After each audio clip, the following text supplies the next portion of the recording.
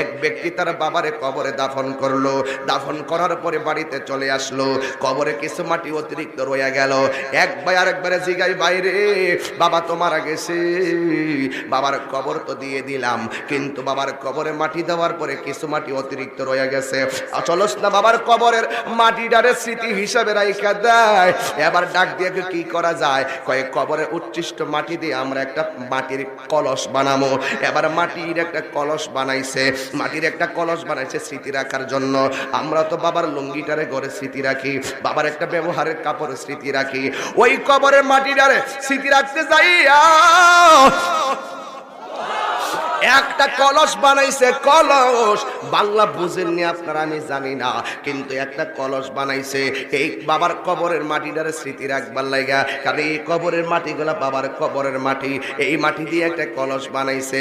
বন্ধুরে আমার, ও ব্রাহ্মণ পাড়ার বন্ধুরা, সবার চেহারাটা মলিন কেন হইয়া গেছে? বাবার কথা বুঝি মনে হয়েছে, মায়ের কথা বুঝি মনে হয়েছে, নিজের জীবন নিয়ে বুঝি ভাবতেছেন, নিঃশ্বাসের যে বিশ্বাস নাই এখন কি বুঝা ফেলাইছেন। কেউ বাবার আগে মারা যায়, কেউ বাবার পরে মারা যায়, কেউ ভূমিষ্ঠ হইয়াই মারা যায়। হায়াতের মালিক কেউ না, হায়াতের মালিক আমার আল্লাহ।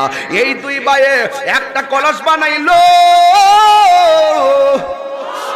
ওই কলস বানাইয়া ঘরের ভিতরে রাতের বেলা পানি দিল। সকালবেলা উঠটা দেখে পানিটাই একদম আগুনের চাইতে আরো গরম হয়ে গেছে।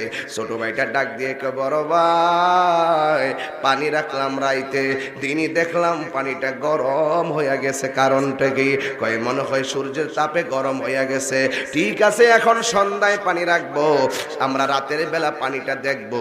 এবার সন্ধ্যাবেলা পানি রাখছে, শেষ রাইতে দেখতেছে সূর্যের আলো ছাড়াই পানিটা গরম হয়ে গেছে।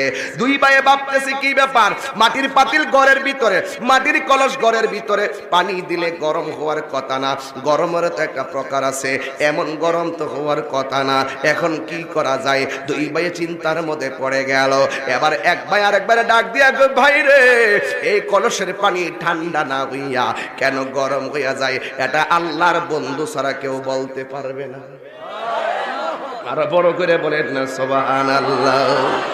একবার আরেকবার জিজ্ঞাসা করে, ভাই পানি রাখছে ঠান্ডা হওয়ার জন্য, দিনও পানি গরম হইয়া যায়, রাতেও পানি গরম হইয়া যায়, তার কারণ কেউ জানে না।